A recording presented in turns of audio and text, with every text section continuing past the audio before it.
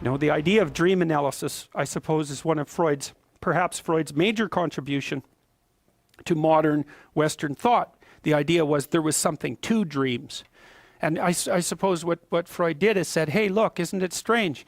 We have this whole other form of thought that we engage in at night, and it speaks in a language that we don't really understand. And so what the hell is that? And you can say, and many modern people do, dreams are of no significance, or even that they're random processes, which is an absurd proposition, obviously, because whatever they are, they're obviously not random. So Freud's idea was that there was something in dreams that was informative. So now he had a method for extracting out from the dream what the dream purported to represent. And he outlined that in great detail in The Interpretation of Dreams. And if you want to read one book by Freud, I would highly recommend that one. It's a very long book and it's very detailed, but Freud does an extraordinarily comprehensive analysis of the way that dreams work. Now he made because he had brought a theoretical framework to bear even on his investigation into dream structure, he concluded that dreams were essentially wish fulfillments.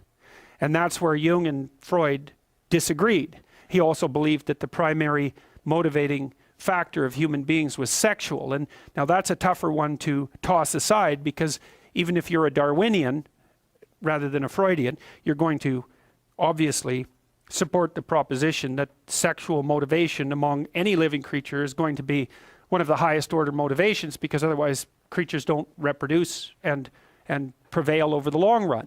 So the question is that the ultimate source of motivation? And in some sense, the answer to that has to be yes. Well, Freud wanted to make that in some ways the sole source of motivation. And I'm oversimplifying, and I hate to do that in relationship to Freud, because he was not a simple-minded character. Jung had a dream once, if I remember correctly, that Freud and Jung were excavating a basement. And so Freud had already discovered the basement, let's say, so that would be the unconscious structure of the psyche. And Jung broke through into another basement that was a multi-chambered place, so many, many, many rooms. And I suppose what drove Jung and Freud apart was Jung's proposition that there was a hell of a lot more going on down there than had already met the eye. And they broke on the idea that the sexual impulse was primary, roughly speaking. They broke when Jung wrote a book called Symbols of Transformation, which is actually, there's 3 books that I know of that are sort of like maps of meaning. One is Symbols of Transformation. One is a book by Erich Neumann called The Origins and History of Consciousness. And the third one, well, is Maps of Meaning. They're the same book. They're just like they're trying to solve the same problem from 3 different directions. They're all attempts to address the same problem. And so Symbols of Transformation was a book that Jung wrote about the fantasies of a schizophrenic American woman. And he was trying to relate her fantasies to these old mythological ideas. And Jung's idea, essentially, and this is an idea that was shared by people like Piaget, so we're not going to say that Jung or Freud just pulled this idea out of the air, was that the birthplace of mythology and literature, for that matter, was the dream. That they share structural, that they share what? Mode of information presentation. And it's a relatively radical hypothesis, but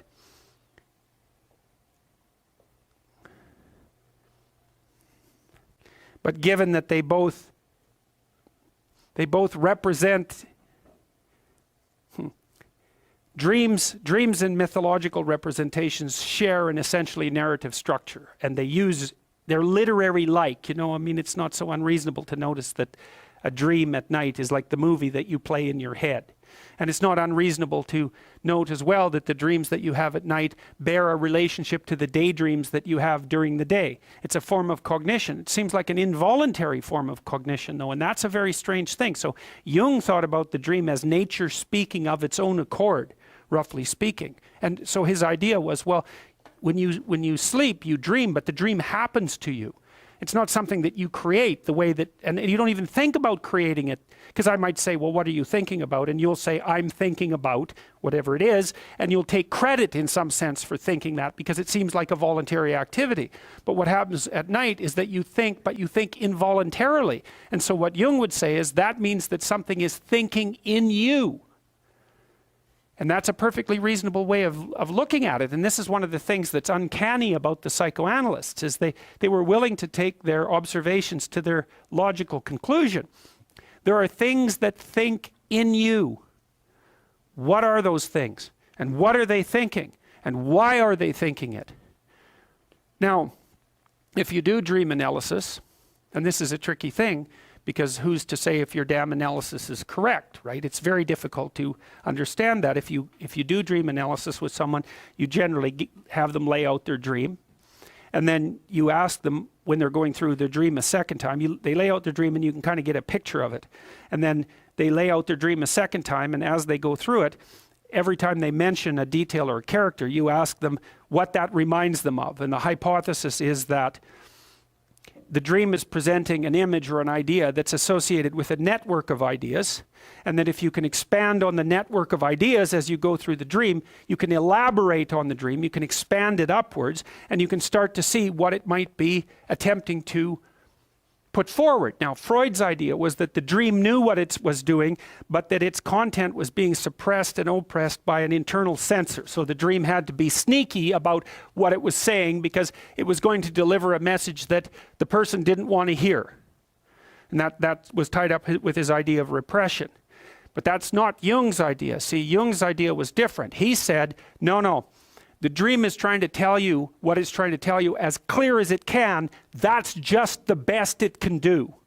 And so you could think of the dream, and this is, I believe, the right way to think about it. The dream is the birthplace of thought, the same way that artists are the birthplace of culture. It's exactly the same process. It's that your mind is groping outward to try to comprehend what it has not yet comprehended. And it does that first by trying to map it onto image. And it's doing that in the dream, and it's somewhat incoherent. And well, let's stick with incoherent, because it's not yet a full-fledged thought. It's the birthplace of thought. It's a fantasy about what might be. And then if you can grip the fantasy and share it with other people, then maybe they can elaborate upon it and bring it into being with more clarity than it would be if it merely existed as the precursor of a thought in your imagination.